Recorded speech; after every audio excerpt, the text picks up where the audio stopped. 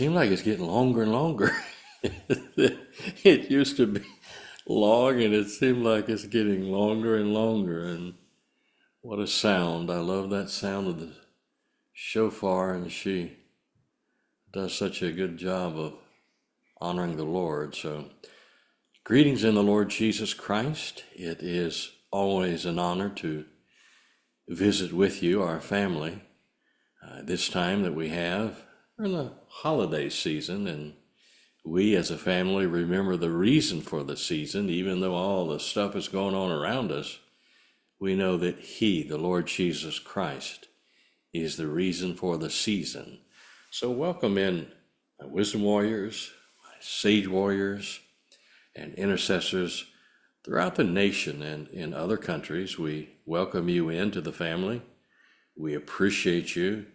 Those that, the gray hairs, silver hairs, some maybe no hairs, from my grandfathers and others that pray and intercede for your family on behalf of the ecclesia, our family, and then for this nation and for those in other nations that you pray for your nation.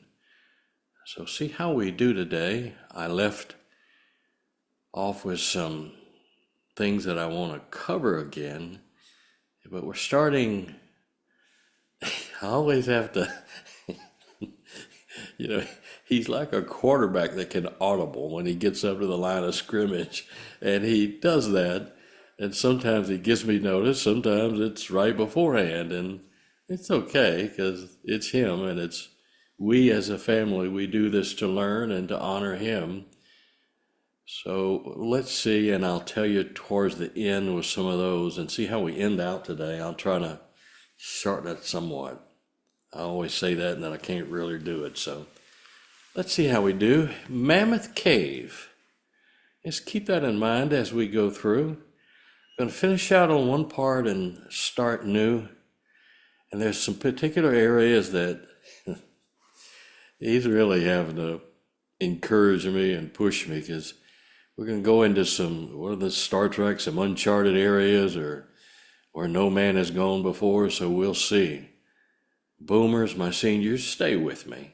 My whole desire is to make sure that in our generation, they don't relegate us like they wouldn't understand, because so many things, and we'll talk about technology. I don't want that to be the case with us. I want them, the youngers, whether they come to mama or pawpaw, that's a southern term, I don't know what they call them, or grandmama or grandpapa, is, they assume we wouldn't know, and then they start speaking and realize, you know all about that, don't you? So, Mammoth Cave, Kentucky, keep it in mind. And just to show you a few others, we were talking about last time, inner earth, right, and under earth. This is largest cave system in the United States, so although they are interested and everyone's running to get to the moon again and to Mars, the Lord has me, he told me 3 years ago, space. So we're in space, but he's also, these last 6 and 8 months, something like that, has been talking about inner earth. So Mammoth we'll look at, it's over 426 miles in length. It's rather a large cave system. There's some others down at the bottom. I'll just read them just so that you know the cave system. These are just a few, and I picked those in the United States.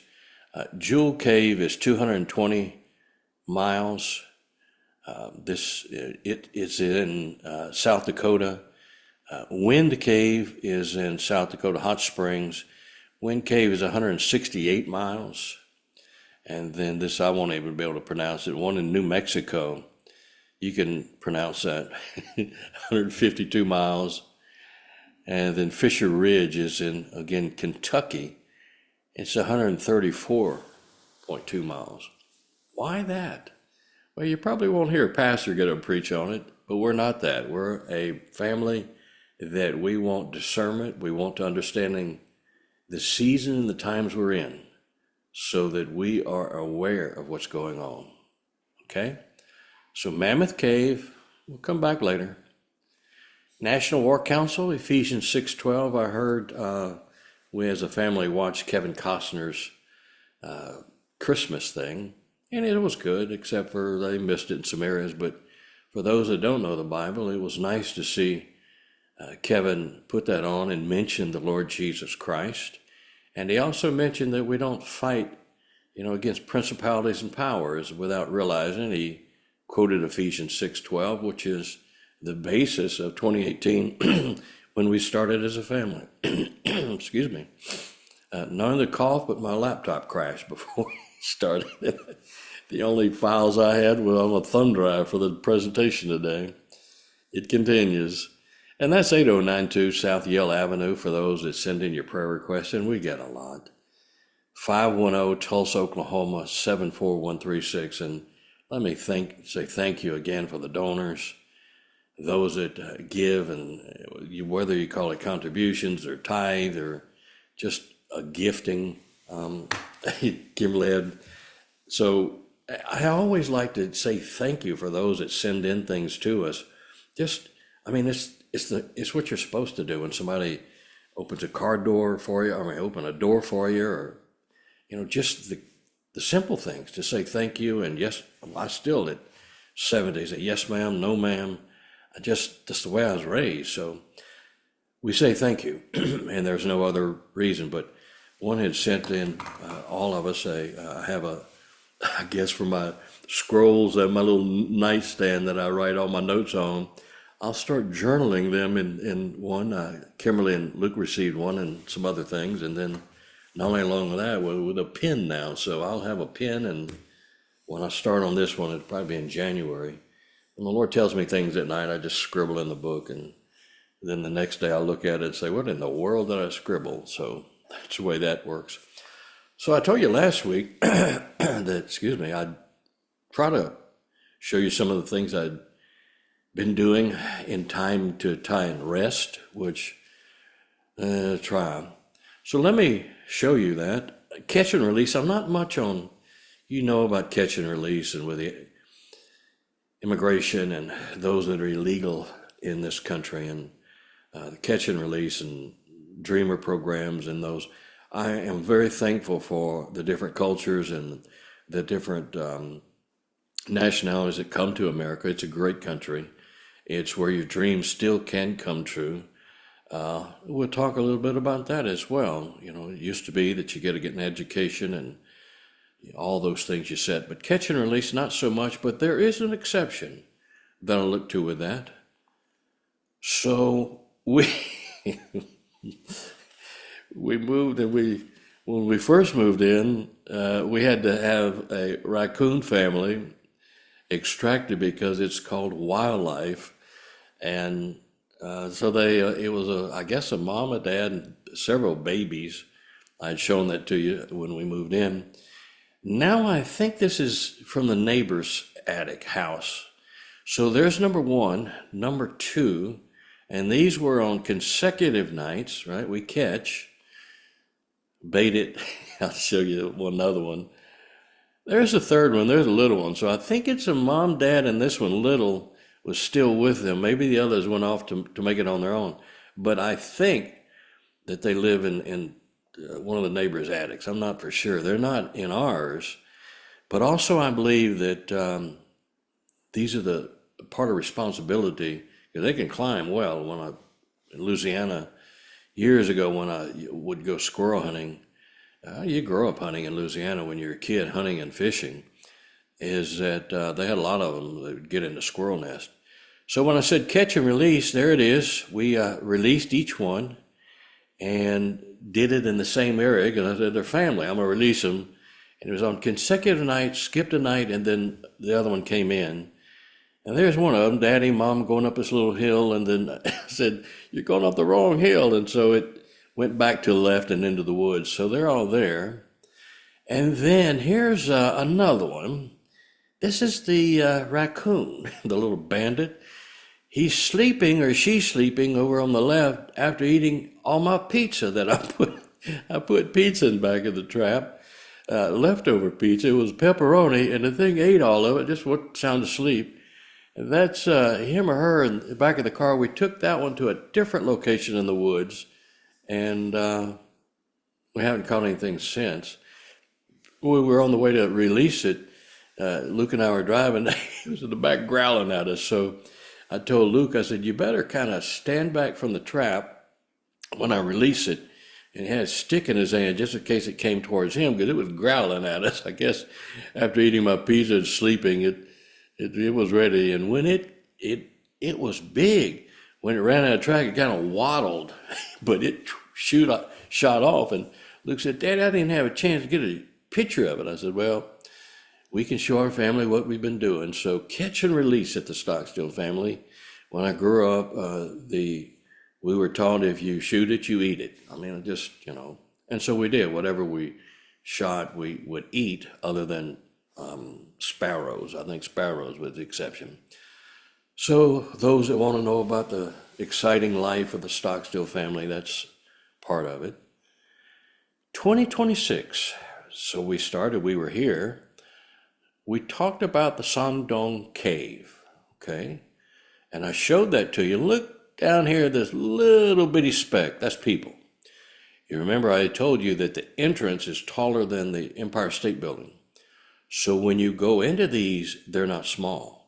These are very, very large. And then I showed you the Sandong Cave, okay? And you can see a forest in it. It has its own lake in it. See the circle down there? Those little dots, those are people camping in the cave, overnight camping or however long they stay. And then a bridge. Say, why show this to us? Inner Earth. Enter Earth. It's a whole different dimension. It's a whole different area that people don't talk about, especially, in the clergy. A lot don't take any interest in that, but that's not the way our Father is. He looks at heaven and earth and beneath the earth. So there was a Sandong Cave located in that place in Vietnam. The length is approximately 5.6 miles, so it's not very long. The height of it is about 220 yards, so imagine 220 football fields. That's in height, so we're talking about the Empire State Building. The width of it is 163 yards, so imagine 163 football fields. And the total volume, I can't grasp this, is 38.5 million cubic meters, or 1.36 billion cubic feet. These dimensions contribute to a status as the largest natural cave globally, offering a unique ecosystem and stunning geological formation. So we looked at that, and then he had me looking at caves, and then he took me to this, the missing diary of Admiral Richard Byrd. And that was probably 8 months to right when we moved here. We moved here in May of 2024. And you can see at the bottom where I said, I am not at liberty to discuss the following documentation. Navy Admiral, and he stuck to the code, and that is you do not disclose operations or things that you know about secret, but he put this in his diary, okay?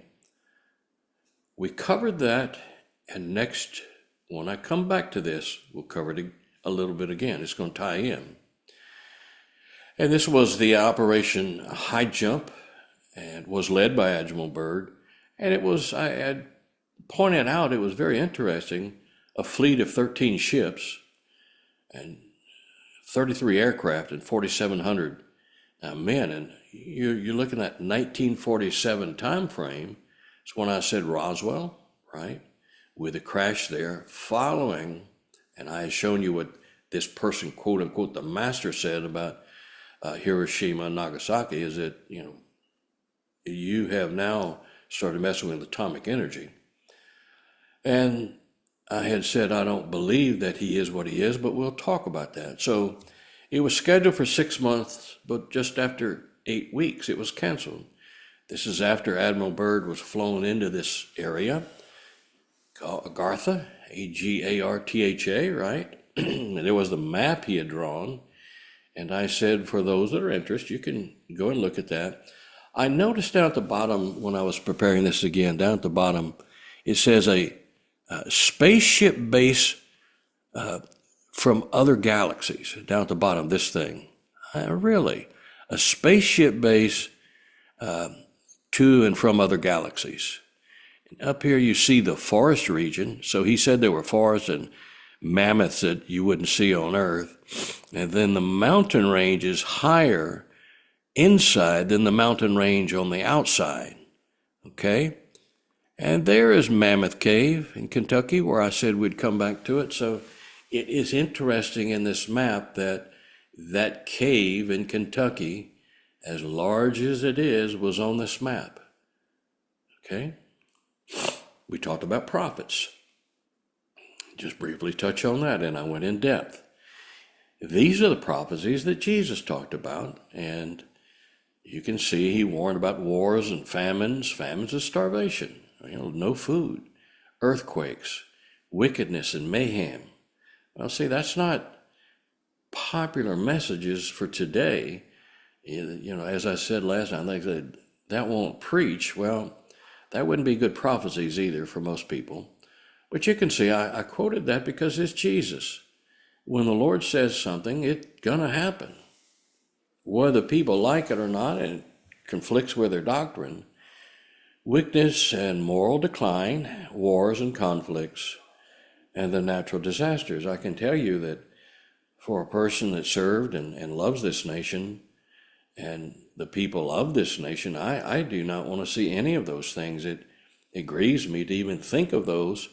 And yet the reality is I accept what the Lord tells us, and prophetically I look and see what he says is going to take place. It may not be on our schedule. You can have all the graphs and the charts and have it all designed in detail. He doesn't look at your chart. He doesn't look at your dates. He has his own date. And then we continue with false prophets. And that's what Jeremiah said. And it said, thus saith the Lord. These are not people speaking words that I have given to them, or visions or dreams. So I showed that to you. For those listening, Jeremiah 23:16 and Jeremiah 29, 8 and 9, right? They dream their own dreams. And it says that word deceive, deceive, deceive. And I showed you these. James Jones, this person we talked about, the People's Temple and 909 people that died, and then Marshall Applewhite with Heaven's Gate. But I put that in there. This is from the daughter of that Nettles.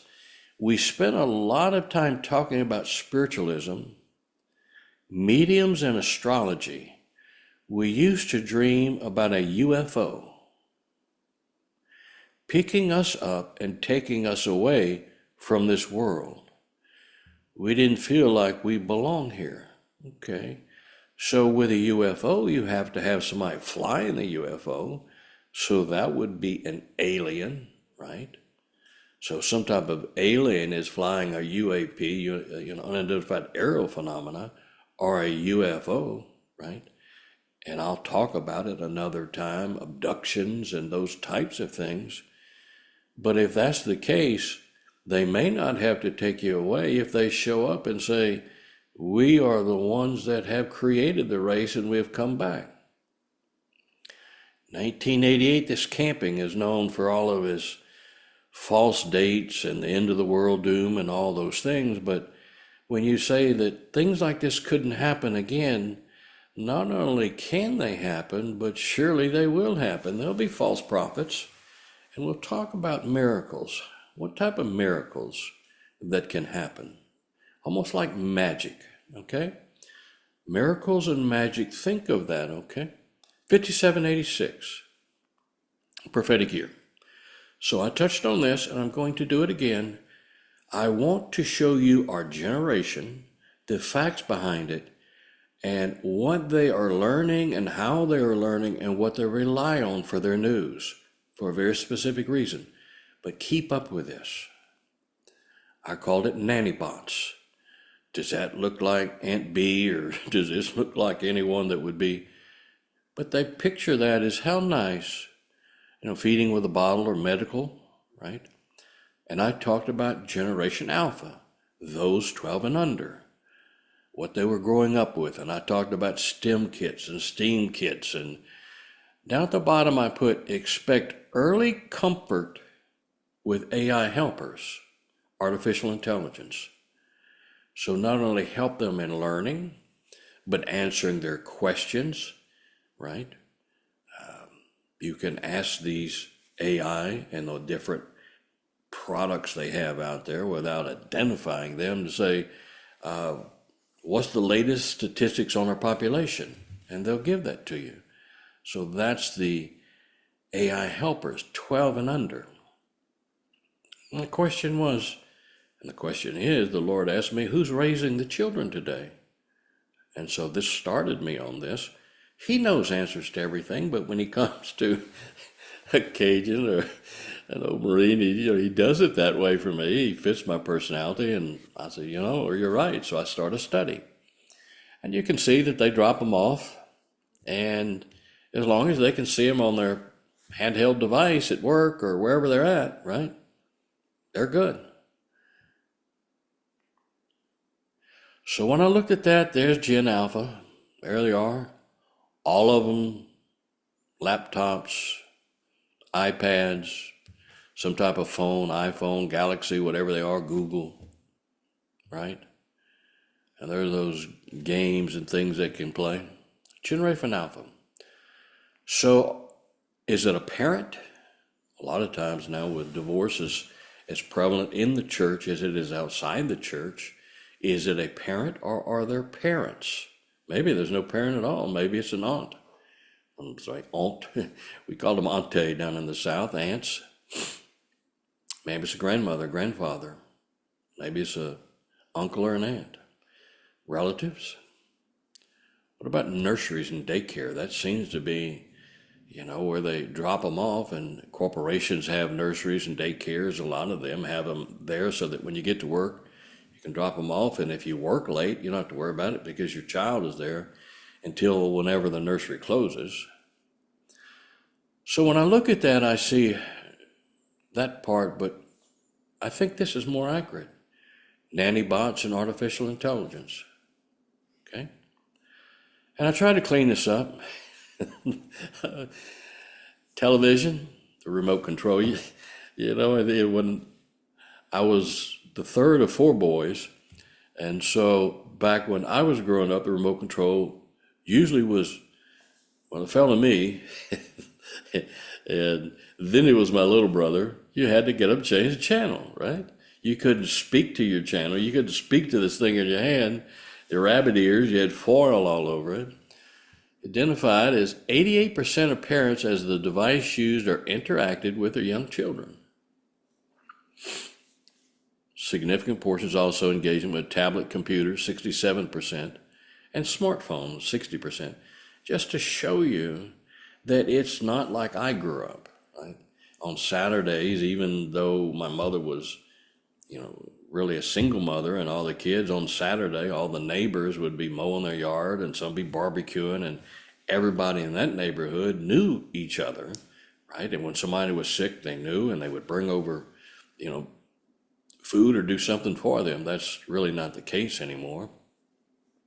Before we moved from Texas, our neighbor to the right had moved in from Chicago. The ones across the street, I think, was New Jersey, and California. So it wasn't the same. Everybody just kind of, went to work and came back home, and other than kids. So the distinct age-related trends are also observed. This is where I wanted to show you last time. Computer usage is reported by parents, 73% from ages 9 to 11, 54% from 5 to 8 years old, and 16% for those under 5. Tablet computer usage, 80% 5 to 11 years old, so a combined of 64%, 3 to 4, 35% under 2. Okay? That's tablet usage. 80% 5 to 11, and 64%. There you go. And that was the picture, right, that I had shown you about the little girl. I'll tell you the story about the little girl. 1/3 parents of children under 12 say the child began interacting with a smartphone before age 5. I'm showing you this generation, where they learn from, right? None of those statistics showed some type of program in church where you would learn things in the church. Most of them were in this range. 1 in 5 parents of children under 12 say their child has their own smartphone. And then 1 in 3 parents, okay? Many parents say their smartphone using child began engaging with the phone before age 5. There it is. 0 to 2, 31%. I can't even imagine. 31%, 3 to 4, 29%, 5 to 8, 26%. And it drops a little bit because they then, in the article, it said they got involved in sports and those things. So it gave them shorter period of time to use them. Children engaging with smartphones before age 5 was 60%. So I looked at that and said, who do I blame, or who is responsible, right? Parents. So we looked at that. So Generation X. Generation X, 45 to 60 years old as of 2025. Why are you showing all these to us? There is a deception coming. Different than the deception that would have taken place when boomers, when we were younger growing up, those that were not raised by the internet, by AI, smartphones. So it's different today. So how can that change the delusion, deception that can come today? Generation X, there you go. Millennials, 29 to 44. So that's an area. And then Generation Z, right? Zoomers, 13 to 28 years old.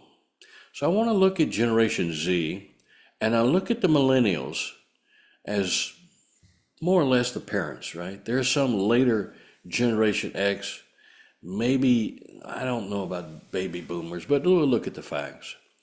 And then I showed that to you, approximately 2025, there's 74 million millennials. Now think also politically, that's votes. So they're going to cater to wherever the votes are. That's why nowadays with baby boomers and the aging is they're turning less away from the needs of the baby boomers to the others. You can see that in Congress today. So they're known as Generation Y. We've talked about that. Look at the birth rate years, 1981 to 1986, talking about millennials now. Millennials. Generation Z is coming, but these are the parents, right? These are the parents of Z. So what are the parents looked at? Student debt and housing costs. These are the parents of the Generation Z. What were their concerns? Student debt and housing cost. Generation Y. We're coming to that, right? X, Y. And we'll come to the other Z in a minute. But here's Generation Y. They're the 74.2. I finally got it right? You can see boomers, 66 million. Generation X, 65 million. So Generation Y has surpassed us now. And then we will look at Gen Z. Why? We're talking about coming deception. And I'm going to talk about stuff that seems like once upon a time in fairyland. Okay? When you look at Admiral Byrd, that doesn't seem, at least for my generation and others like that, can't be. The newer generation with all the video games and Xbox and all those others, that doesn't even faze them. They accept that with no problem. Millennials, there we go. Generation Y are the demographic population following X and preceding Generation Z. You can see it says most millennials are the children of late baby boomers, maybe late, and Generation X, with the smaller numbers being parents of Generation Alpha. Okay? Information age and the internet, global generation, the global generation for millennials, compared to when we were growing up. Think of that from a boomer standpoint. The internet and technology, see it highlighted? Elevated familiarity with the internet and technology in general. These are the parents of Z. Now at the bottom, facing high levels of, here we go, youth unemployment, student debt, and childcare costs in the wake of the Great Recession and the thing of COVID-19 recession. They've been called the unluckiest generation, millennials. youth unemployment, student debt, childcare cost. Okay? Embracing socialism. At its heart, socialism is concerned with advancing the collective well-being of society, promoting social justice, and reducing economic and social inequalities. All of that sounds nice. And when this generation, right, X, Y, Z, right, look at Z, and they're looking at that, and they love these words. These are hot button words. Its core intention is social ownership, equality, democracy, and justice. These values advocate for collective control over resources and aim to meet the needs of all members of society rather than focusing solely on profit. I even like all that. I don't like the social justice, I like justice. So this generation is saying we want more socialism. They don't know, they haven't studied, they haven't been taught in school the consequences of socialism. Look at some of the socialist countries, right? Or even look from the communist standpoint, but you can see with China, look at the disaster of Cuba, right?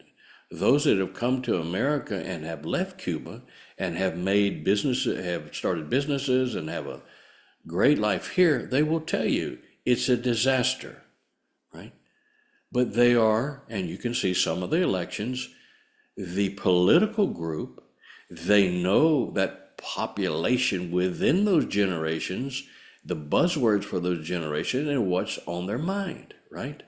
What's on their mind? Job prospects for 2026 college grads to hit a 5-year low. While employers say AI, they look at AI, right? Foreign labor. So they're looking at AI. So those graduating prospects for 2026, you could say on the side of the road, hire me, right? That's December 2025 at the top. Why, again? You're not going to find it with, behind a pulpit. I'm teaching as a family to us to say, I'm showing you what can lead to a deception, the dissatisfaction that is going on in this country right now, right? They look at kitchen table problems. Like I told Kim the other day, I said, we can't afford brisket. It's gone from what it used to be, like $80-something down to $180. So find a roast on sale and we'll eat our poor man's brisket. That's just, and that's kitchen table stuff with all of us. Job prospects for recent college graduates have significantly declined, reaching a 25-year low. What's paving the way for what's coming? As they now face higher unemployment rates and longer job search times. Since the late 1970s, there is a narrowing gap between job-finding college grads and those with only a high school diploma. As of mid-2025, the unemployment rate for college grads was only 2.5 percentage points lower than peers with a high school diploma. It's like, my friends who graduate from high school can't get a job. I have a 4-year degree from a good college. I can't get a job. Why did I spend 4 years and all that money and go into debt? Shifts suggest college graduates are spending more time unemployed than their high school educated peers. Didn't say what kind of job they have. Most of them are underemployed. Right? Increased competition, economic shifts evolving towards education neutral growth, impact of technology, automation and AI. There it is, right? Automation and AI. We were at an event that Luke loves all the politics in Oklahoma, and so Cameron and I occasionally go to him with those, and I was telling the lady who's running for lieutenant governor, you need to answer the question of AI. So it's great to go and push AI and say we're investing in AI. That message to a lot of people is we're going to replace you with AI. So you need to be able to tell them, whether it's VOTEC or some other type of training, that we understand it's going to displace a lot of people. A lot of those people who are voters, they're going to wonder, where's my job? 63% now believe college is not worth the cost.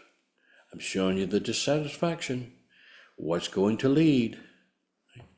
A massive shift in public opinion has occurred, with only 33% of adults believing a college education is worth the cost. Luke finished ORU, and he's this December finishing his master's at Liberty. Americans used to view a college degree as aspirational. It provided an opportunity for a better life, and now that promise is in doubt. Right? Work hard, go to college, work hard, and you'll get a good job. In 2005, the average tuition debt load was about $19,000. The average as of 2024 is nearly $30,000, if you're lucky. Showing this to show you the season of discontent. Discontent can lead to looking for someone who is an economic genius, someone who can bring peace and stability, someone who can provide employment. Over the last 30 years, annual tuition has exploded. Adjustments for inflation. Public four-year colleges grew from 4,160 to 10,740, and from 19,360 to 38,070 at private institutions. Actually, it's a lot higher. We couldn't go to ORU because the cost was exorbitant, even though they offered Luke some scholarship because he was, he graduated the 4.0 from high school, but in ORU, it was just exorbitant. And in ORU, he graduated with, I think, a 3.9 to go into graduate school. They offered him some honor tuitions, and still it was exorbitant. So he went to Liberty Online. So why, when adjustments for inflation would tuition more than double at public and private universities? That's kind of a question all of us scratch our heads over, right? Well, according to this, is the easy answer. Who they blame? The federal government. The federal government. The federal student loan program. The federal government student loan program hands out loans like candy. Worse, the people making loans, the government, face no moral hazard. If the borrower, student, defaults, who takes the hit? Certainly not the government. This removes all incentives to be careful about lending money, regardless of the prospects of being paid back. Colleges boost their tuition costs, know their customer, the students, can easily get all the money they want. I'm covering these things to show you. Instead of just saying these things are going to lead to it, I'm giving you background, right? So you can look at this and you can understand it and articulate it to others if necessary. Yes, the taxpayers are the true victims. There we go. But so are the students. What does a teenager understand about debt and interest on that debt? Not all, but there's a lot that don't. What does a teenager understand about debt and interest on that debt and the indentured servitude that comes with debt? If you hand a 9-year-old the key to the car, whose fault is that? Same principle according to this article. I just took it and put it to the right of this article. Colleges are also predators. These mercenary institutions of learning know exactly what they are doing as far as sending kids out into the real world with a useless degree in some dumb field like whatever that is, WOMY studies. I have no idea, didn't look it up. These schools enrich themselves with lavish buildings and lucrative salaries as their prey ends up with nothing more than a useless piece of paper and the equivalent of a mortgage. Okay? Always got to enter politics, right? Always enter the politics. That's what you'll see. Oh, okay. Yeah. I don't care who you are, whether you're a Dem, a Republican, Independent, or nothing, right? This affects taxpayers. Borrow defense to repayment. This program allows borrowers who were misled by their schools to have their loans canceled. Joe Biden. It has been the primary avenue for debt relief, especially for those who attended for-profit institutions. Borrow defense to repayment, $1.7 million. It came out to $183 billion, $0.6 billion, right? Public service loan forgiveness, $1 million, it varies. Total cancellations was 5.3 million, 189 billion. I knew that because of my mother and that situation, that for me to go to college, it would be the GI Bill. So I went into the military knowing that I wanted to go to college and to serve my country. My father had been there, my older brother, my grandfather, all of them. So we were a military family, but also knew that the GI Bill, not only with the GI Bill, but every time I could, I worked, right? I worked my way through college so that I would not have to have student loans. My MBA, I was working for a major corporation, and the cost of the MBA over a 2-year period of time in a private college would have been over $100,000. They paid it, all of it, as long as I kept at a certain level and I was an honor student. Public service loan forgiveness. Here you go.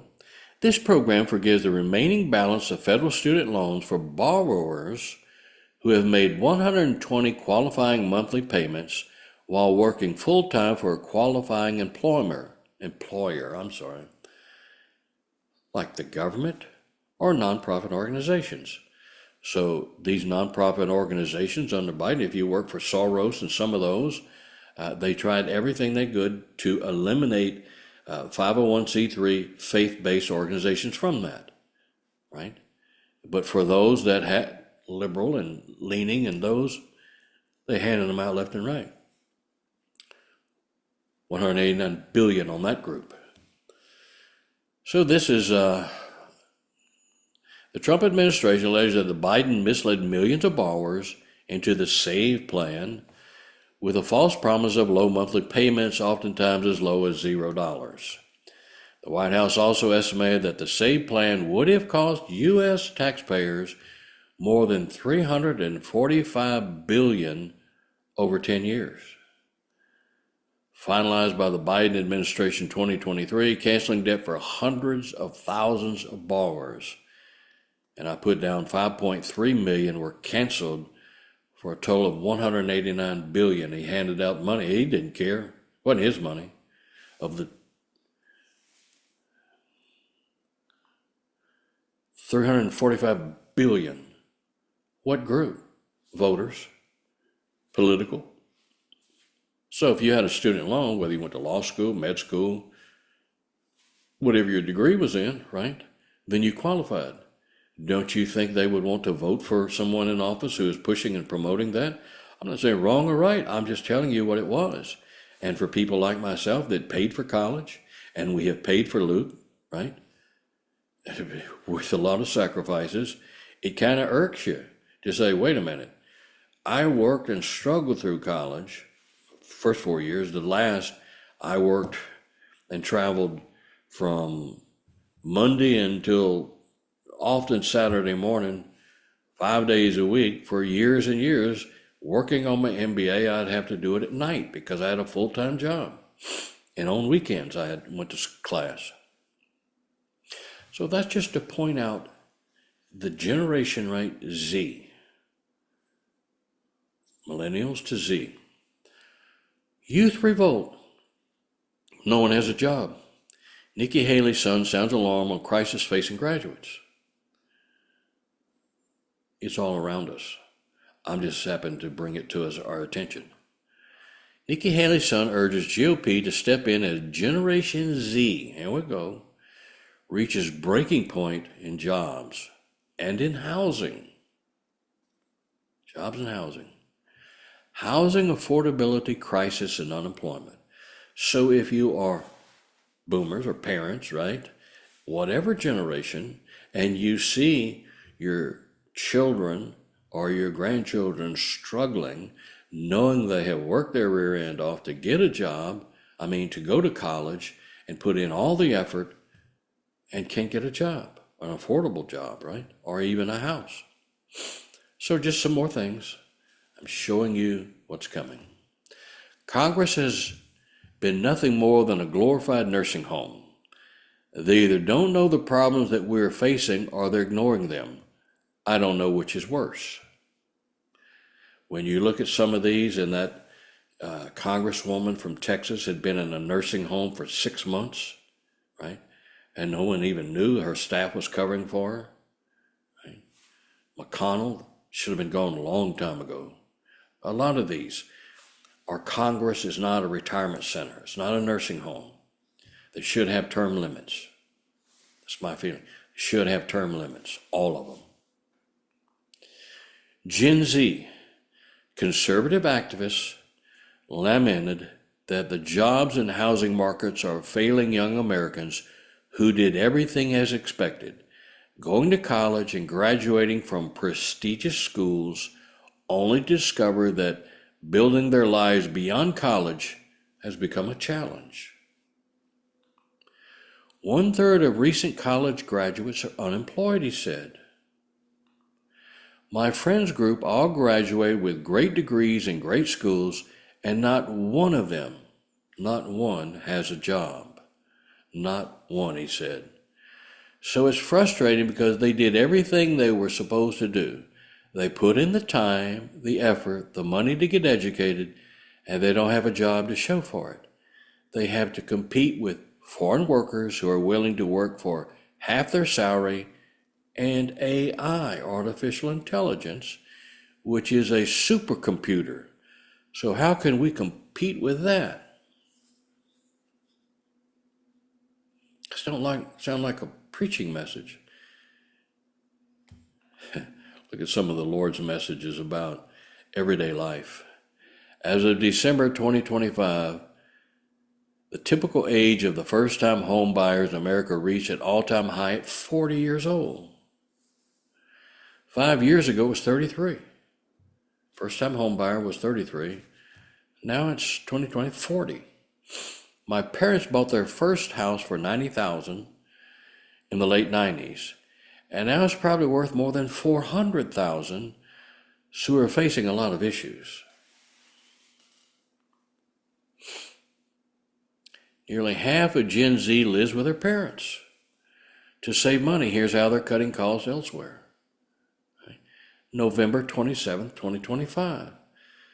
So many of Generation Z are living with their parents. Almost 50% of Gen Z lives with their parents to save money. Multifamily, they're not losers. They're not doing something wrong. They've done everything right. They can't make it, and if you're a parent, you're not going to put them out on the street. Right? Go make it on your own. That's the way I did it. That's not the way it works. Right? You bring them in. I told Luke the other night about chicken. I said, son, you live in here. You've got, your mother makes delicious meals every night. I said, so we are very thankful, right? And we are blessed to have him here, working in college and all this other stuff. So they live with their parents to save money. Multifamily homes are becoming more normalized. And staying at home is just one of the many ways Gen Z is cutting costs. Talking about that generation, right? Almost 40% of Gen Z earns extra income through side gigs and freelance opportunities. They're looking for multiple ways to boost their earnings. You can see some of these that, not here, we don't get it, but those that deliver and Uber and all those, it's not just Generation Z, it's boomers competing. They're not making it on Social Security. They're not making it on if they had any retirement. They're having to do quote unquote side gigs, right? You go to Walmart, you go to Home Depot, you go to Lowe's, you go to these places. It's not only Gen Z, but it's impacting them tremendously. Thrifting is also common among Gen Z, with 58% of them mixing new clothing with second brand items. I guess I must have been thrifting. Occasionally at Christmas, I'll get a blazer or something, but I haven't had a suit since 2015, 2017. That's just the way it is. You make do. And Kimberly, as I said, she doesn't have much to work with. Not only me, but the clothing. But she has a degree in fashion design, so she mixes and matches things and gets things, and she's incredible. Well, that's what they're doing. Nearly 50% of Generation Z steers clear of all credit cards. We don't own any credit cards. And feel more comfortable when using a debit card. 37% of them have budgets. Okay? Well, we don't have credit cards. That's just the way it is. We have a debit card. So let's move. I set that to show you 3 forerunners of the false prophet. I'm not going to drill deep into these, but I'm going to show you 3 forerunners. Here's a thing somebody had sent to me. It's the most dangerous pathogen we have come across, right? This thing. Bubonic plague, smallpox. This one says, misinformation and conspiracy theories. The media, as soon as I saw that. Every time I see something, I look at from a prophetic standpoint. Note the number of Americans who closely follow the news crashes. I told you this last week, I believe. 36%, right? There's like 3 main ones and that CNN that nobody watches. It's in airports everywhere, I guess. But this is the article. People in every age group are less likely now than in 2016. So less likely now than in 2016 to say they follow the news all or most of the time. But older Americans, baby boomers, remain more likely than younger adults to do so. So as I have said, my generation, they sit in front of one of those 3 acronym or 4 acronym channels and watch that propaganda day in and day out, and they get deceived. That's a fact. For example, 62% of adults 65 and older now say they follow the news all or most of the time. That's down 13%, which is good, since 2016. The decline is similar, 12 points among adults under 30. They're going to their iPhone or Galaxy, where they have. The decline over the years has occurred across the demographic groups, including education, gender, race, ethnicity, and political party. I wonder why, though. So let me show some of these. There's a whole list. The Haggis kill everyone hoax, Trump destroying White House hoax, photo starving Gaza baby hoax, Israeli troops murdered food-seeking Palestinian hoax, Maryland man hoax, Elon Musk Nazi salute hoax, Kamala was never American-born czar hoax, Russia collusion hoax, hands up, don't shoot. It goes on, and the Alpha Bank hoax, if re-elected Trump will execute people hoax, Hamas hospital hoax. It goes on and on. The news media will not stop. COVID lab leak theory is racist hoax. MAGA assaulted Paul Pelosi hoax. It goes on every day. Okay, they don't stop. And one of the darlings, unhinged this person, latest proposal, Trump is a killer. The president of the United States, and let me tell you something. If you've had a child or a relative or a friend that overdosed from this poison pouring into the country, you have a different attitude than someone who sits in Washington that has bodyguards around them in a protected area, and most of them live in gated or bordered or a gated type of community, right? But they love to bloviate over all these things. The president of the United States is a killer, this person said. I'm outraged at the way that, on his own, without any consultation, he doesn't know whom they are, whether they are innocent or whether they're guilty. Well, when they're coming across in a speedboat with 3 engines on it and it's packed with packages of drugs, you can probably get an idea. And after they blew up the first 4, 5, or 6, you would get a pretty good idea if you were a yachtsman or someone who loved boating and those types of things. Don't go out in that area because they'll consider you to be narco and they might blow you out of the water. So the people traversing those waters are probably outlaws and those running drugs. Oh, he should follow the laws. The law does not allow or intend for the President of the United States to kill anybody he wants to kill. I agree with that. But these people that are poisoning, if I had a son or a daughter or a relative that OD'd because of this poison, I'd have a different perspective, and I still do. And this is no less insane. For instance, I don't remember Waters calling out another president a killer for drone strikes against enemies of the United States, including when that president, a Democrat, killed an approximate 324 innocent civilians with over 3,700 others who died on his watch. Just for the record, Barack Obama authorized at least 542 drone strikes that killed roughly 3,797 people. One estimate says that includes about 324 civilians. Independent counts, including the Bureau of Investigation Journalism, estimate much larger civilian death. So when they want to, it's always, to show you, the media is one of the forerunners of propaganda and falsehood. So now let's look at another. All things internet. All things internet. So the World Wide Web really went into effect in 1991 when people started using it. It usually starts with the government, and the government gives grants to these institutions, educational institutions, MIT and others, Harvard, Yale, and they design these things. Al Gore says he invented the internet. He didn't, okay? World Wide Web, 1991. Binary code of zeros and ones.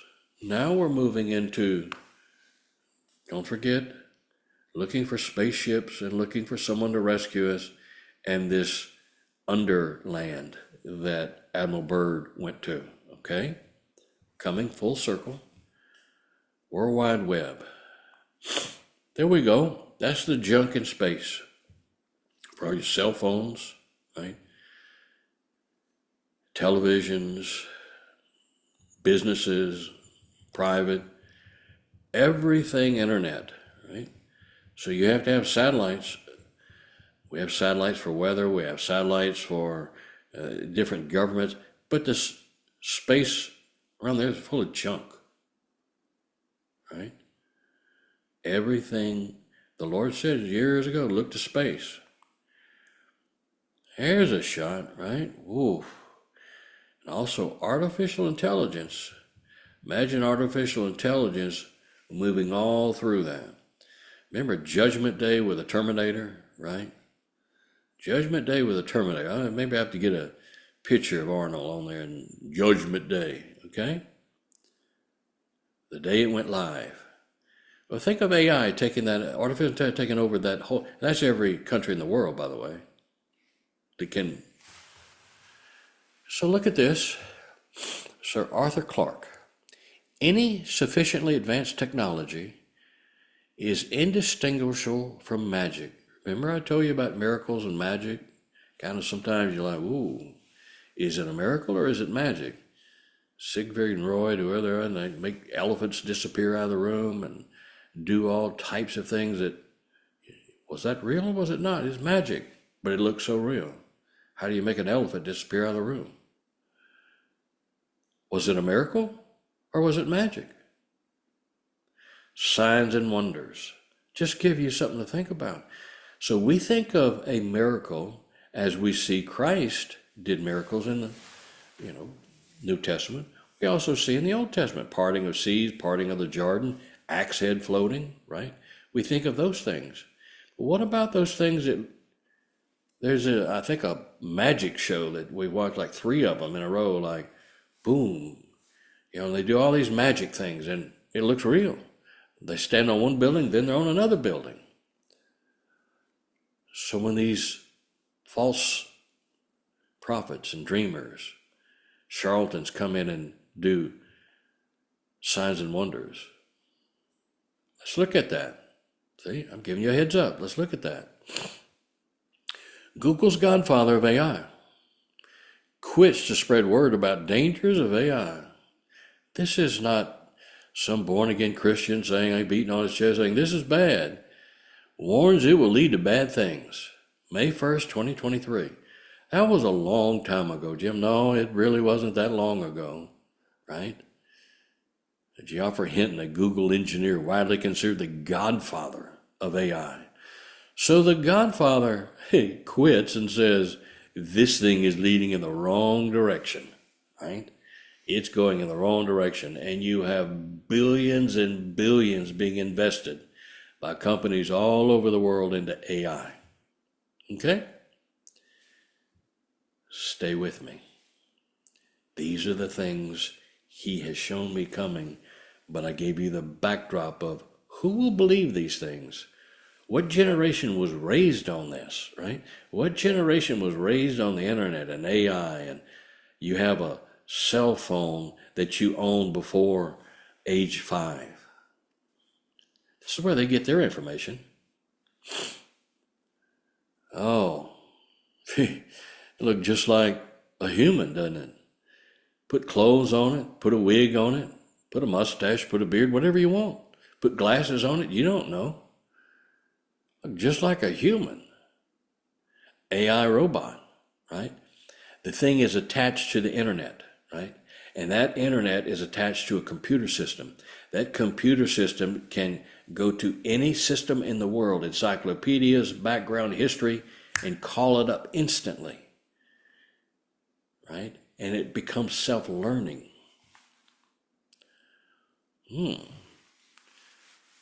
Finish out the skin, put some glasses on it or however you want, and maybe put a couple tattoos around it and look just like anybody you'd see, right? Stronger, smarter, no ailments, no cold. They make them also for pleasure, by the way, which they are using in other countries for pleasure. They say, well, we need these things in the future for perhaps the military when they're on assignment, for months and months at a time. What about when they are on journeys for 6 or 7 months at a time into space? See that over on the right? Robotic hysterectomy surgery. As I put there, it's not coming, it's here. Robotic injection, see at the top? So not only robotic injections where they have now with these robots that they can feel the sensitivity to a fly or mosquito landing on the skin, right? And they can inject you if they, or they can inject some other type of disease into an enemy, combat it. Send a swarm of these in with malaria. Think of those things. You can think of all the good reasons, but there are also nefarious reasons for all of this. Nanobots flows in your blood system. They're in your blood system. Mind uploading. I've shown that to you in the past, where you can take all your memory and transfer it into a robot so that all your memories, all the things that you've done are now in a robot that is designed to look just like you.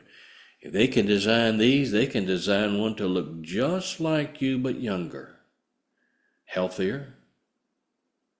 Something happens with one of the limbs, they just replace that limb, right? It's a machine. But the memory bank is you. Look at the top right. What about doctors, right? You say, well, those machines, will they replace doctors? I mean, nurses, what do they need? Nanobots. Nanobots patrolling the body. See it? It's in the bloodstream, so it patrols your body to detect anything ahead of time. Disease, right? Sickness. So it's in your bloodstream. Nanobots. Remember I call the other one Nannybots. Say, but Jim, that's here today. I didn't even get into some of the other stuff. See there? So what happens? You have immortality. You don't need God anymore, right? You have immortality. That body is a robot. It looks just like you. You can date it when you were 30 years old, full of hair and everything else, right? All your memories, and you can attach into a computer, right? Smarter, stronger, healthy, You can live forever with your memories. That's what the race is shooting for, immortality, right? Without God. Without God. You don't think they're messing with DNA now? That's what the first ones did when the Watchers came, right? I know many don't believe it. Genesis 6, when they came down, it was DNA. They corrupted the DNA. When they finished with humans, they started with reptiles. They started with animals. See what they could do with them. Here you go. Your police force in the future. Why do we need to have men and women in the front line to get injured? We don't want them killed. What's going to happen to our police force? You'll have to have some, right? Supervisors and others. Police cars, police dogs, canine units. I didn't show you the other stuff, SWAT teams and all the others, right? Your police force, military. Why should we send our young men and women into battlefield when we can send robots? You don't want that, bomb detonating. You want to send in some type of artificial, whether it be a dog or a robot, in to disarm it, right? Those heavy loads at the military carrier, don't let, we call them the military and the Marines, the grunts, don't let the grunts have to hump all that. We got robots for that. The beast. Oh, wait a minute. The beast? See, beforehand, without the technology, they couldn't understand you creating something that can talk, right? Something that everyone can listen to. AI, the beast. Put it on your cell phone, right? Put it on the internet, right? Go globally with it. Let's say AI would take it over globally, right? The generation that was raised on that. Beta? No, Alpha? Z? They look at that and say, it's all over. It's on the internet, right? That's breaking. I gotta look over at the television like Grandma and Grandpa did, me, right? I don't watch it anymore. I don't watch it for 2018. He said, stop. I put the beast up there, right? Revelation 13:15. And it was given to him to give breath to the image of the beast, an image. It only has to be an image. So that the image of the beast would even speak, and he will cause all who do not worship the image of the beast to be killed. New American Standard Bible translation. Well, Jim, that can't be, right? Revelation 13:15. The image, okay, I didn't know my phone was in here, but the image, right, shows up on this thing. And it says, if you don't have this barcode, right, this image on your phone, you're not going to eat or drink. You can't purchase without this thing. You can't go to your bank without this thing. You have to have this image. Probably the image on your hand, forehead, chip, right? The beast. So how can it, wait a minute, cause who do not worship the image? Worship is different in our nation, right? In ancient times and in others, you bow down, prostrate yourself. What is that? It's idolatry, right? It's giving more preference to that than God. And that can constitute a lot of categories, right? It can constitute your job. It can constitute money. It can constitute gambling, prostitutes, drugs. That can be your idol, your God. See this thing right here? So can this. If that image comes on there, and it's worldwide, and it's accepted, because through that image we have peace. Through that image, food is distributed faster, quicker, more abundantly. Just something for you to think about. That's not even the once upon a time. That's here today. Elon Musk teases a future run by robots. We're close. Musk's bold prediction for a robot-driven economy. Let me show you what the richest man in the world, he's a trillionaire now, the first trillionaire, right? Human robots will reshape society. This is from one of the smartest men in the world and the richest man in the world, who is creating robots in AI, SpaceX, spaceships, right? Work will shift from a necessity to a hobby. Don't you think young people listen to this guy? Right? You have X now, right?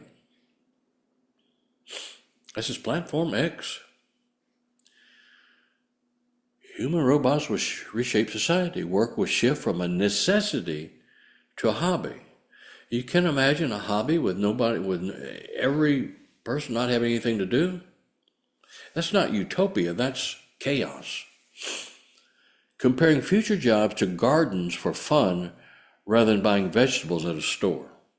I'm quoting him, by the way, in this entire article. And this is not an AI article, this is him. He expects money to lose relevance as artificial intelligence and robotics advance. He's at a conference speaking with another gentleman. Human robots will become the biggest product in history. And he put in there, bigger than cell phones or anything else. Everyone has a cell phone. Look around you, right? When you go out, everybody's on, as I said last week, you sit in a restaurant and you look and see 3 or 4 people at a table, and they're all on a cell phone. They're not talking to each other. And I said, maybe they're texting to each other what they want on the menu. I don't know. He said that in his view, there is a clear path to universal wealth. Boy, doesn't that sound good? Universal wealth. You won't have to work. You can have hobbies. You don't think there's a deception coming. AI and robots can eliminate poverty and allow people to choose work only when it brings joy. See, if you'd have said that years ago, you'd have been laughing at them. Today, you're not even laughing. I showed you the unemployment. I showed you that they can't afford housing. They're living with their parents. Tell me if this is not music to their ears.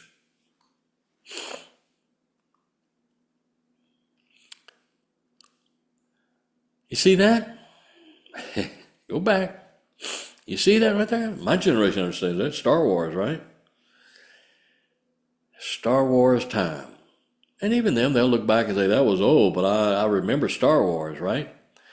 So he says he reminded his listeners of the humanoid robot characters in the Star Wars movie series.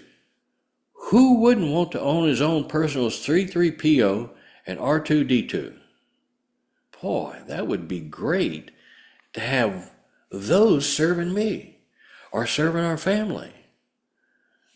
Think of that mentality. We'll eliminate poverty, everyone will have wealth, and you can have one of these on your own. Candy for children. Say, this is who he quotes, by the way. I went and looked up who he is. Island Banks. This is who he quotes, by the way. The Culture series is a science fiction series written with stories that center on the culture, a utopia, post-scarcity, space society of humanoid aliens and advanced superintelligent artificial intelligences living in artificial habitats spread across the Milky Way galaxy. This is who Musk quotes, by the way. The main themes of the series are the dilemmas that an idealistic, more advanced civilization faces in dealing with smaller, less advanced civilizations that do not share its ideas and whose behavior it sometimes finds barbaric. Let me ask you something. As a Christian, a true Christian, has there been any recent time where people say, you're just always negative? You need to get with the times. You're always, opposed to something new and technology. You're kind of radical. You're the problem with society, not us. So you need to kind of shut up and sit down, whether it's transgender, whether it's homosexuality, whether it's new changes in schools, marriages, social justice. You need to just shut up and get along. Have you heard any of that in the last few years? With technology, they're going to say, there you go again. There you go again. You're at it. Well, you know what? We need to silence you. We need to shut you up because you're the problem. Oh, Jim, I'm telling you, not fear, preparation. Tomorrow, no. And your time as us boomers, maybe not. But you need to be aware it's happening beneath our nose. And no one from the pulpits is talking about it. They won't. They're afraid of being censored. When he told me to open the National War Council, he said, do it for profit. As a profit. We don't make a profit. But do it as a profit organization. I do not want you to be a nonprofit because then the government controls your strings, as I had said. Under Biden, they were going after everything they could. And if it had continued, you would have seen 501c3s with all those buildings, and it's going to happen in the future. You better get along with what's going on in AI, or all those benefits and your buildings and campuses and all those programs. We're going to take them away because what the government can give, the government can take away. So that many years ago, the Lord warned me and said, if they're given to you in donations because of some write-off, don't worry about it. The people that are giving to you, they're doing it for the right reason. So we thank you for giving. That's what he quoted. Society is formed by various humanoid species and artificial intelligence. About 9,000 years before the events of novels in the series. Since the majority of its biological population can have almost anything they want without the need to work, there is little need for laws or enforcement, and the culture is described as space socialism. Here's a socialism. It features a post-scarcity, in other words, plenty, economy where technology is advanced, to such a degree that all production is automated. Its members live mainly in spaceships and other off-planet constructs because its founders wish to avoid the centralized political and corporate power structures that planet-based economies foster. Most of the planning and administration is done by minds, very advanced AIs.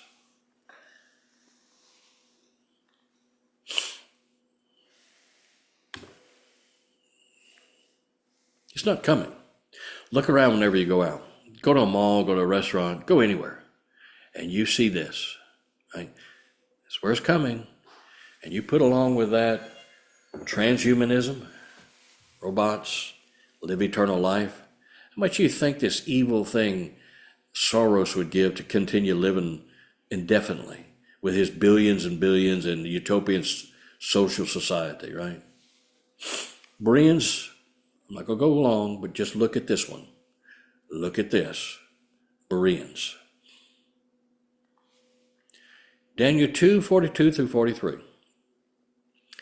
As of the toes of the feet were part iron and part clay, so the kingdom shall be partly strong and partly broken. 43. And whereas thou saw iron mixed with miry clay, they shall mingle themselves with the seed of men, men, but they shall not cleave one to another, even as iron is not mixed with clay. Okay? The seed of men, right? They, mingle is used 4 times. The Hebrew 6151. To mix, the root, a primitive word, right, is 6148. To braid, to intermix, technically to traffic, to braid together, to mix, to mingle. So they shall not be able to intertwine themselves or mix themselves with the seed of men. Seed, used 1 time in this context, right? In this context, Hebrew 2234, posterity of men. It corresponds in Hebrew 2233 to the seed mentioned in to the seed in Eve. Remember her? Genesis 3:15. It said her seed, which it would have been her egg, but it said seed, semen, right? Meaning, and it identified prophetically the virgin birth, that it would be a male. Rather than an egg, it was a seed in Eve, right? Cleave is used one time. Hebrew 1:6-9-3, to cling, the root is joined together. They shall not be able to join together. They, is it a hybrid? Right? Is it a transhuman robot? Is it an alien?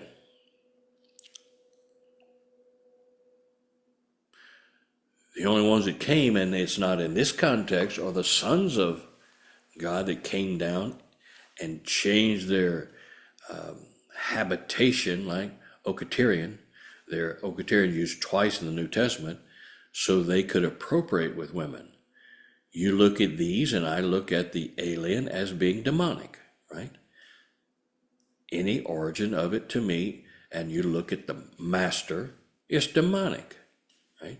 You have Lucifer and the fallen. So that was just two. The third, the Nicolaitans. Guess who's going to help promote this? Right? The Nicolaitans. He points it out in Revelation to two churches. Revelation 2:6, the church at Ephesus is commended for hating the work of the Nicolaitans, which the Lord hates also. He hates it. There are things he loves, but the God that we serve, Father, Son, Holy Spirit, he also hates some things. He hates the work of the Nicolaitans. A second time in Revelation 2:15, the church in Pergamum, right, married to the world, is criticized for tolerating those who hold the teaching of the Nicolaitans. Ooh, the Nicolaitans, right? The exact identity and beliefs of the Nicolaitans remains a subject of scholarly debate and speculation. The name Nicolaitans is derived from the Greek words Nikolaos and Laos, which can be interpreted to mean conqueror of the people or victor over the laity. Victor over the laity. When you separated the pastor, the priest, the bishop, and all those, and elevated them above the congregation, remember in the New Testament, they went house to house. That's what Paul said, like you and I do, right? I'm not elevated above you. I'm with you in, whether it be your kitchen or the living room, wherever you want to meet, right? We are house to house as a family together. So when you elevate someone, or in those cases that I have experienced, and I see them, they sit in a thing called a green room, and then later they either come in front of the congregation with their entourage, or they come on stage and they all go sit. That's not the way God intended, right? It's not a separation of the clergy above, whether it's Protestant, whether it's Catholic, whether it's Episcopal, whoever it is, right? So when you see this elevated, so the clergy is elevated above, conqueror of the people. And it says this other one is Nicholas. I didn't get into the Nicholas thing. I was going to interpret as conquer the people. This etymology has led to various interpretations regarding the nature of the teaching and practices. Some scholars suggest that the Nicolaitans have promoted a hierarchical or elitist structure within the Christian community, potentially advocating a form of spiritual elitism or compromising with pagan practices. However, the precise details of their doctrines and activities remain elusive, adding to the enigmatic aura surrounding the Nicolaitans.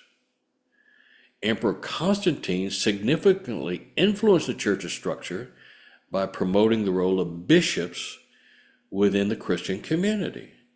After the Edict of Milan in 313, he established a governmental structure for the church that mirrored the Roman Empire, with bishops overseeing geographical provinces, metropolitan or larger areas, and SUFFRAGAN bishops managing smaller regions which increase their power and influence. The hierarchy of the Roman Catholic Church consists of the Pope, the Bishop of Rome, Cardinal, senior church official, bishops, archbishops, vicar general, a priest governing the diocese, pastor, which is parish priest, and deacons. There are also friars and monks. In the eschatological sense of the term, hierarchy strictly means the holy ordering of the church. Completely changed it from the book of Acts. Members of the Catholic Church are commonly referred to as parishioners. There are individuals or families who are registered at a parish or live within its geographic boundaries. They weren't the only ones, by the way, after Luther, right?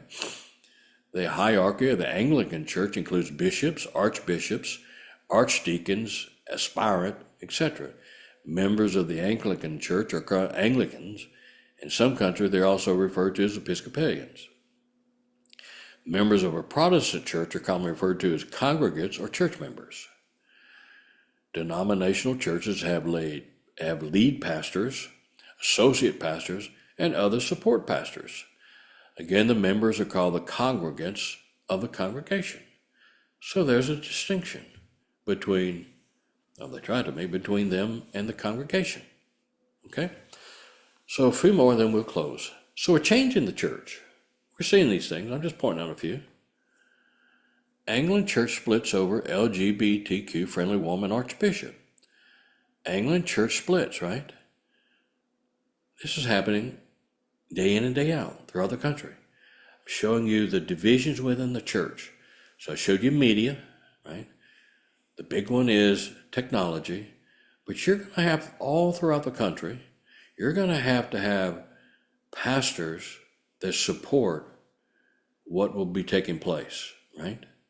As I said, when Mitt Romney ran for president, all the churches that had Mormonism as a cult suddenly removed it.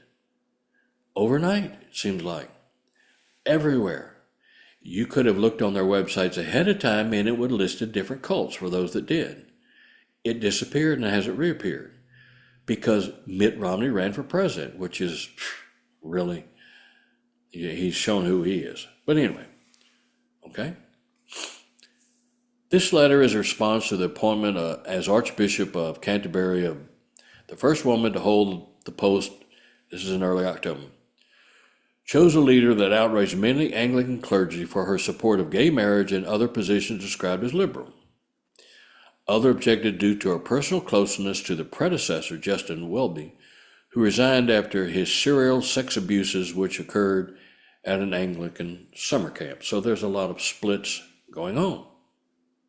So the churches that are splitting, how many of these would support all of these transhumanism, robots, AI? Well, they got food pantries, they got a feed, they got a congregation. Pastor announces gender transition during service with congregation, giving up pretending to be a man. Down at the bottom, I'm in the category of what they call asexual. I've been that way since we've all been together talking to the congregation. And I am not living my life in a way that involves looking for romance. Methodist pastor revealed plans to transition into a woman and identify as asexual. The personal update was delivered from the pulpit while wearing a rainbow stole. Quoting, "So I get to announce with joy that I'm transitioning. I am affirming to all of you that I am transgender. I am not becoming a woman. I'm giving up pretending to be a man. This may come as a shock." No kidding. So you're going to get to tell your congregation that, okay? Well, on that note of transgender, just one other one. Parents sue district after school forced daughter to share bed with trans male student on trip. I told you several years ago this was coming. They'd be fighting not only teachers and teacher unions, school boards, right? This is from the Western Journal, one of those that I still trust, November 27, 2025. Officials at Jefferson County Schools assigned sleeping arrangements based on gender identity, not sex, while telling parents that boys and girls will be kept on separate floors. That sounds good. The district quietly redefines boy and girl to mean a student's gender identity, whatever they want to choose. Parents were never informed of any of this nonsense. And they're learning everything from AI, right? So whatever AI teaches them in STEM and STEAM, and families receive a false sense of security while children are placed in intimate overnight accommodations with the opposite sex. In the Roller's case, they discovered after the young son's trip that a female student had been assigned to his cabin and was monitoring his showers. I tell you these things, they're happening all around us. And if you object to that, you're the problem. You take these people and have to go to the school board, they get you removed out of the school board meeting, right? Because you're the problem. Progressive church, let me give you a hint on this, right? Oops, that ought to be a sign for you when that's in front of a church. Not the American flag, but that. And this Trump syndrome. Again, Tucker, you need to watch yourself, young man. You're under judgment, and you just pushing further and further. It's not when, if. I mean, it's not if, it's when. It's not if, it's when. So this is what they did. Church nativity scene. They zip-tied baby Jesus and Roman soldiers as ICE agents. So they don't like all that going on, right? So this is out in front of them. When the far left began to subsume culture institutions, there was one holy grail target they had their eyes set on, the church. While some churches resisted the calls to leftism, a fair number did not. Understand, when the other stuff starts coming down, there are going to be many, many churches and pastors be right up there, right, supporting it. Probably on the payroll for some of them. Leading to a rise in hyper-progressive churches that seem more interested in the rainbow of the LGBT movement than the crimson blood of Jesus Christ. I'm pointing out facts, folks. Some churches have seriously lost their way. They lost their way because not only their pastor and their whole team lost their way. Illinois-based Lake Street Church of Evanston, I wanted to be sure you knew, decided to take their love of unchecked immigration and disdain for Trump and apply it to one of the most sacred scenes in the Bible. So they did that. So we have covered some of the things to set up. Once upon a time, what I'm going to do, and I was looking to see how much time, and I'm at the end of time today. I gave you enough to think on, to research on, and to pray on. To be aware, not fear, preparation. Okay? So, once upon a time, I'm going to take this up in January so that there are two in particular that he's asked me to cover. I'm going to continue over the holidays to pray and research, and then present that to you. You can see from Agartha, right? The trip on Admiral Byrd, some of the things with AI, intelligence, some of the things Musk said. So next time I'm going to cover one other area. He wanted me to leave with you over Christmas to think on pleasant things, to think on those things, and then we'll have communion. So next week, I'm going to teach on one other area, share on one other area, a vision that he had given to me, actually a vision that he talked through the whole time, and then we'll have communion. So that will be on December 21st, the Lord willing. As always, thank you for your time. I pray that you take these seriously and look them over, and if need be, go through them several times. These are things you may not hear from others. Most likely you won't hear it in a church setting, and maybe, that's the way it is. I share with you, teach you on what He not only teaches me, but wants me to share. So that's the way I'll leave it. We continue to pray for you, those that submit their prayers. We are humbled and thankful for those that make this possible. And we lift you up every night before the Lord to bless you, spirit, soul, and body, but also in those areas of your business, our farmers, those that have small ranches, those that have different businesses, whether you're a doctor or whether you do environmental, whatever you do, we pray for you. Pressed down, shaken together, and running over. So until I see you the next time, we ask our Lord Jesus Christ to bless you, keep you safe, give you peace, and to bless you in every way possible.